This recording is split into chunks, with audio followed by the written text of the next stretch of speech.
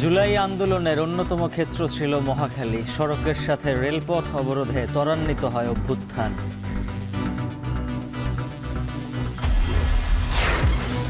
কার্যালয়গুলোতে নির্বাচনের প্রস্তুতি, ভোটার তালিকা হালনাগাদ, কেন্দ্রের তালিকা তৈরি সহ চলছে তোড়জোড়।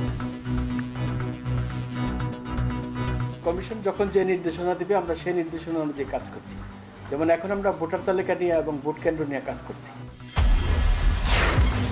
অর্থায়ন বন্ধে ঢুকছে ঢাকা এলিভেটেডের হাতিরঝিল কুতুবখালী অংশ। আশুলিয়া এক্সপ্রেসওয়ের ব্যয় বাড়ছে হাজার কোটি টাকা।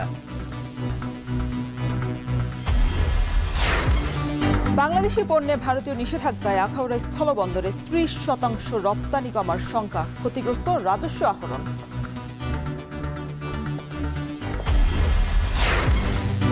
অভিবাসন নীতিতে ফের কঠোর যুক্তরাজ্য। নতুন আইন কার্যকর হলে বাংলাদেশ থেকে কর্মী যাওয়া বন্ধের শঙ্কা।